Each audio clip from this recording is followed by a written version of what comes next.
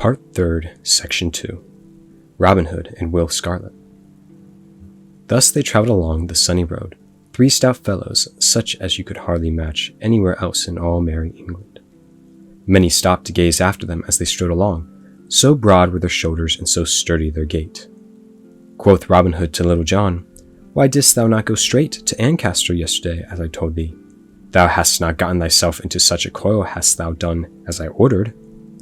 "I feared the rain that threatened," said Little John in a sullen tone, for he was vexed at being so chaffed by Robin with what had happened to him. "The rain!" cried Robin, stopping for a sudden in the middle of the road, and looking at Little John in wonder. "Why, thou great oaf, not a drop of rain has fallen in these 3 days. Neither has any threatened, nor hath there been a sign of foul weather in earth or sky or water." "Nevertheless," growled Little John, "the holy saints withhold the waters of the heavens in his pewter pot, and he could have poured them out, had he chosen, even from a clear sky, and wouldst thou have had me wet to the skin?" At this, Robin Hood burst into a roar of laughter. "O Little John," said he, "what butter wits thou hast in that head of thine? Who could hold anger against such a one as thou art?" So saying, they all stepped out once more, with the right foot foremost, as the saying is. After they had travelled some distance, the day being warm and the road dusty, Robin Hood waxed thirsty. So, there being a fountain of water as cold as ice just behind the hedgerow, they crossed the stile and came to where the water bubbled up from beneath a mossy stone. Here, kneeling and making cups of the palms of their hands, they drank their fill, and then the spot became cool and shady. They stretched their limbs and rested them for a space. In front of them, over beyond the hedge, the dusty road stretched away across the plain. Behind them, the meadow lands and bright green fields of tender-yielded corn lay broadly in the sun, and overhead spread the shade of the cool, rustling leaves of the beechen tree.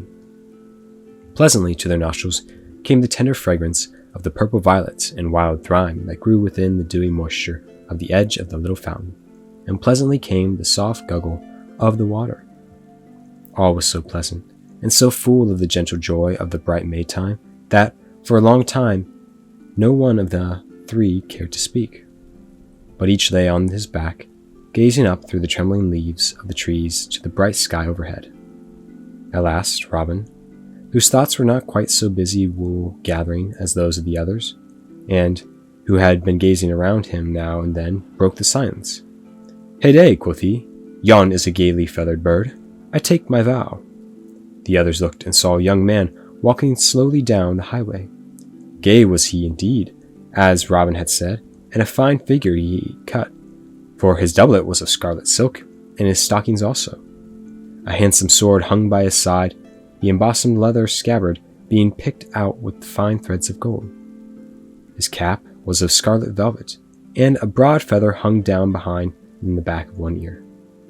His hair was long and yellow and curled upon his shoulders, and in his hand he bore an early rose, which he smelled as daintily now and then. "By my life," quoth Robin, laughing, "see ye ever such a pretty mincing fellow?" "Truly his clothes have outmatched prettiness of my taste," quoth Robin of Bland, "but nevertheless his shoulders are broad, and his loins are narrow, and seest thou, good master, how that his arms hang from his body? They dangle not down like spindles, but hang stiff and bend at the elbow.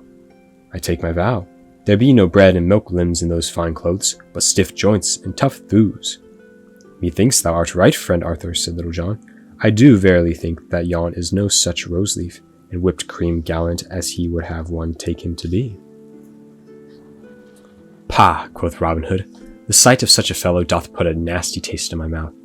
Look how he doth hold that fair flower betwixt his finger and thumb, as he could say, 'Good rose, I like thee not so ill, but I can bear thy colour for a little while.' I take it ye are both wrong and verily believe that there was a furious mouse to run across his path, he would cry, 'La!' or 'Lackaday!' and fall straightway into a swoon. I wonder who he may be." "Some great baron's son, I doubt not," answered Little John, "with good and true men's money lining his purse." "Ay, marry, that is true, I make no doubt," quoth Robin. "What a pity that such men as he, that have no thought but to go abroad in gay clothes, should have good fellows, whose shoes they are not fit to tie, dancing at their bidding. By St. Dunstan, St. Alfred, St. Withold, and all the good men in the Saxon calendar, it doth make me mad to see such gay lordings from over the sea to go stepping on the necks of good Saxons who owed this land before ever their great-grandsires chewed right of dawn. By the bright bow of heaven, I will have their ill-gotten gains from them, even though I hang for it as high as ever as a forest tree in Sherwood. Why, how now, master, quoth Little John. What heat is this? Thou dost set thy pot a-boiling, and mayhaps no bacon to cook. Methinks yonder fare is overlight for Norman's locks. He may be a good man, and true for naught thou knowest. Nay, said Robin, my head against a leaden farthing, he is what I say. Wherever saw ye Saxon mince along like that, as though he feared to muddy the toes of his shoes? At least I will go forth and stop him, and see whether his purse be free or foul money. If I am wrong, then he may go forward upon his journey without the loss of so much as of the groat. But if I am right, I will pluck him as close as ever a goose was plucked for living feathers in midsummer. Thou sayest he is a sturdy fellow, Little John? Lie thou here, and watch till I show thee how woodland life toughens a man, as easy living, such as thine hath been of late, drags him down. So, hear ye both here, I say, till I show you how I drub this fellow. So saying, Robin Hood stepped forth from the shade of the beech tree, crossed the stile, and stood in the middle of the road, with his hands on his hips in the stranger's path. Meantime, the stranger, who had been walking so slowly that all his talk was held before him, he came opposite the place where they were, neither quickening his pace nor seeming to see that such a man as Robin Hood was in the world. So Robin stood in the middle of the road, waiting while the others walked slowly forward, smelling his rose and looking this way and that and everywhere except at Robin. Hold, cried Robin, when at last the other had come close to him. Hold! Stand where thou art. Wherefore should I hold, good fellow, said the stranger in his soft and gentle voice, and wherefore should I stand where I am? Nevertheless, as thou dost desire that I should stay, I will abide for a short time, that I may hear what thou mayest have to say to me. Then, said Robin Hood, as thou dost so fairly do as I tell thee, and dost give me such soft speech, I will also treat thee with all due courtesy. I would have thee know, fair friend, that I am, as it were, a votary at the shrine of St. Wilfred. Thou mayst know, took, willy-nilly, all their gold from the heathen, and melted upon candlesticks. Whereupon, such as comes hereabouts, I levy a certain toll, which I use for a better purpose, I hope, than to make candlesticks withal.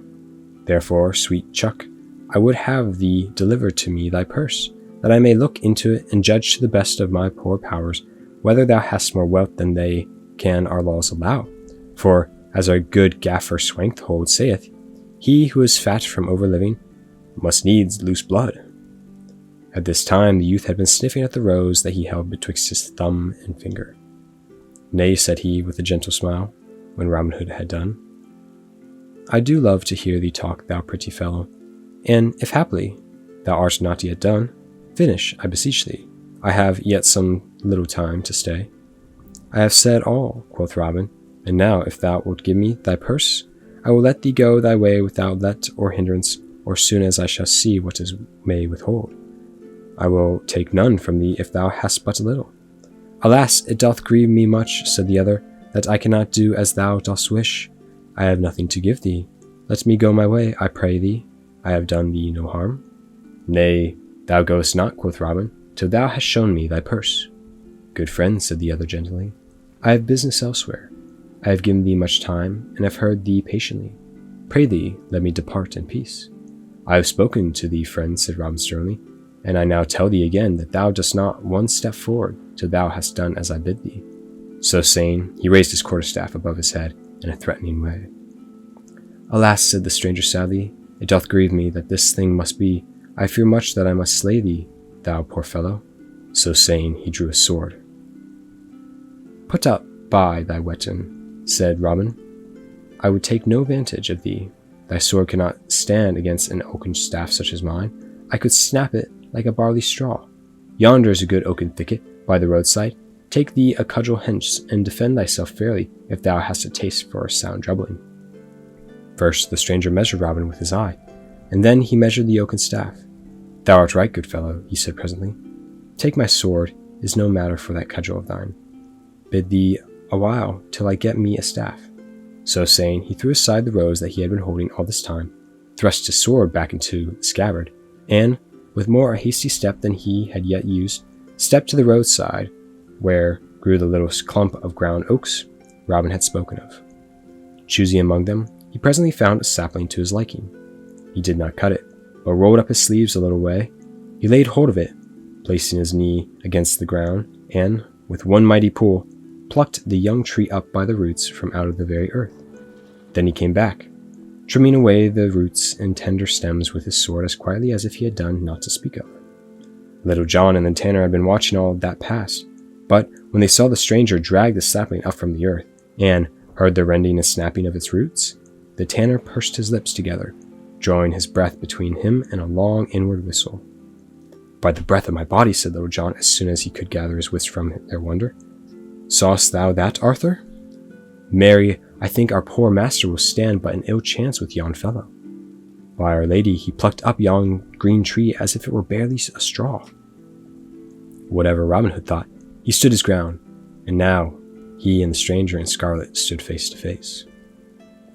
Well did Robin Hood hold his own that day as a mid-country yeoman. This way and that they fought back and forth, Robin's skill against the stranger's strength. The dust of the highway rose up around them like a cloud, so that at times Little John and the tanner could see nothing, but only hear the rattle of the staves against one another.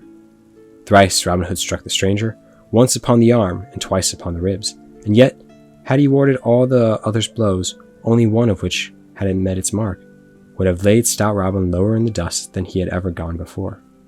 At last the stranger struck Robin's cudgel so fairly in the middle that he could hardly hold his staff in his hand. Again he struck, and Robin bent beneath the blow.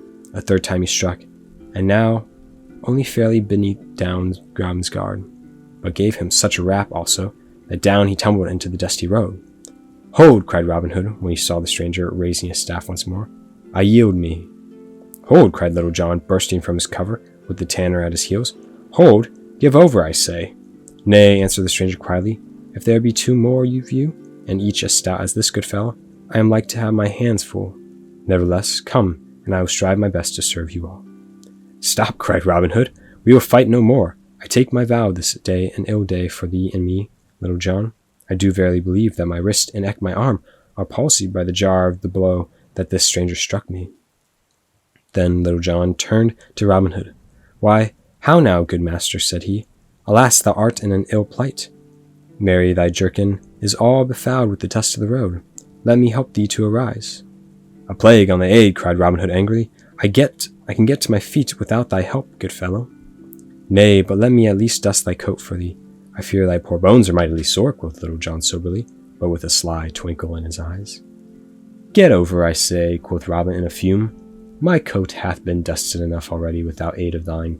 Then, turning to the stranger, he said, "What may be thy name, good fellow?" "My name is Gamwell," answered the other. "Ha!" cried Robin. "It is even so. I have never kin of that name. Whence camest thou, fair friend?" "From Maxfield town I come," answered the stranger. "There was I born and bred, and thence I come to seek my mother's young brother, whom men call Robin Hood. So if perchance thou mayest direct me—" "Ha! Will Gamwell!" cried Robin, placing both hands upon the other's shoulders and holding him off at arm's length. "Surely it can be none other. I might have known thee by that pretty maiden air of thine, that dainty, flickering manner of gait. Dost thou not know me, lad? Look upon me well." "Now, by the breath of my body," cried the other, "I do believe from my heart that thou art mine own Uncle Robin. Nay, certain it is so," and each flung his arms around the other, kissing him upon the cheek. Then, once more, Robin held his kinsman off at arm's length, and scanning him keenly from top to toe. "Why, how now," quoth he, "what change is here? Verily, some 8 or 10 years ago, I left thee a stripling lad, with great joints and ill-hung limbs, and lo, here art thou as tight as a fellow as ever I set my eyes upon. Dost thou not remember, lad, how I showed thee the proper way to nip the goose feather betwixt thy fingers, and throw out thy bow arm steadily? Thou gavest great promise of being a keen archer, and thou dost not might how I taught thee to fend and parry with the cudgel." "Yea," said young Gamwell, "and I did so look upon thee, and thought thee so above all other men, that I make my own vow, Had I known that thou wert, I would never have dared to lift hand against thee this day. I trust I did thee no great harm." "No, no," quoth Robin hastily, and looking sideways at Little John. "Thou didst not harm me. But say no more of that, I pray thee. Yet I will say, lad, that I hope I may never feel again such a blow as thou didst give me. By lady, my arm doth tingle yet from finger to elbow. Truly I thought that I was palsied for life. I tell thee, 'cause that thou art the strongest man that ever I laid my eyes upon. I take my vow, I felt my stomach quake when I beheld thee pluck up yon green tree as thou didst. Tell me, how camest thou to leave Sir Edward and thy mother?" "Alas," answered young Gamwell, "it is an ill story, uncle, that I have to tell thee. My father's steward, who came to us after old Giles' crooked leg died, was never a saucy varlet, and I know not why my father kept him, in saving that he did oversee the great judgment. It used to gall me to hear him speak so boldly to my father, who thou knowest was never a patient man to those about him, and slow to anger in harsh words. Well, one day, and an ill day it was for that saucy fellow, he sought to berate my father. I stand by. I could stand it no longer, good uncle, so stepping forth, I gave him a box over the ear, and wouldst thou believe it? The fellow straightway died. I think they said I broke his neck or something, or the likes. So back they packed me to seek thee and escape the law. I was on my way when thou sawest me, and here I am." "Well, by the faith of my heart," quoth Robin Hood, "for anyone escaping the law, thou wast taking it the most easily that ever I beheld in all my life. Whenever did anyone in all the world see one who had slain a man and was escaping because of it, tripping along the highway with a dainty court damsel, sniffing at a rose the while?" "Nay, uncle," answered Will Gamwell, "over haste never churned good butter, as the old saying hath it. Moreover, I do verily believe that this overstrength of my body hath taken the nimbleness out of my knees. Why, thou didst just now rap me thrice, and I feel never a once, save by overbearing thee by my strength." "Nay," quoth Robin, "let us say no more at that score. I am right glad to see thee, Will, and thou wilt add great honour and credit to my band of merry fellows. But thou must change thy name, for warrants will be out presently against thee. So because of thy grey clothes, thou shalt henceforth and for e'er be called Will Scarlet." "Will Scarlet," quoth Little John, stepping forward and reaching out his great palm, which the other took. "Will Scarlet, the name fitteth thee well. Right glad am I to welcome thee among us. I am called Little John, and this is a new member who had just joined us, a stout tenor named Arthur a Bland. Thou art like to achieve fame, Will. Let me tell thee, for there be many a merry ballad sung about the country, and many a merry story told in Sherwood, of how Robin Hood taught Little John and Arthur a Bland the proper way to use the quarterstaff. Likewise, as it were, how our good master bit off so large a piece of cake that he choked on it." "Nay, good Little John," quoth Robin gently, for he liked ill to have such a jest told of him. "Why should we speak of this little matter? Pray thee, let us keep this day's doings amongst ourselves." "With all my heart," quoth Little John, "but, good master, I thought that thou didst love a merry story, because thou hast so often made a jest about a certain increase of fattiness on my joints of flesh, gathered by my biting with the sheriff of—" "Nay, good Little John," said Robin hastily, "I do bethink me I have said full enough on that score." "It is well," quoth Little John, "for in truth I myself had tired of it somewhat. But now I bethink me thou didst also seem minded to make a jest of the rain that threatened last night, so—" "Nay then," said Robin Hood hastily, "I was mistaken. I remember me now, it did seem to be threatened rain." "Truly, I did think so myself," quoth Little John. "Therefore, no doubt thou dost think it was wise of me to abide all night at the Blue Boar Inn, instead of venturing forth in such stormy weather, dost thou not?" "A plague of thee and thy doings," cried Robin Hood. "If thou wilt have it so, thou wert right to abide wherever thou didst choose." "Once more, it is well," quoth Little John. "As for myself, I have been blind this day. I did not see thee trouble. I did not see thee tumble heels over head in the dust, and if any man says that thou wert, I can, with a clear conscience, rattle his lying tongue betwixt his teeth." "Come," cried Robin Hood, biting his nether lip, while the other could not forbear laughing, "we will go no further today, but will return to Sherwood, and thou shalt go to Ancaster another time, Little John." So said Robin, for now his bones were sore. He felt as though a long journey would be an ill thing for him.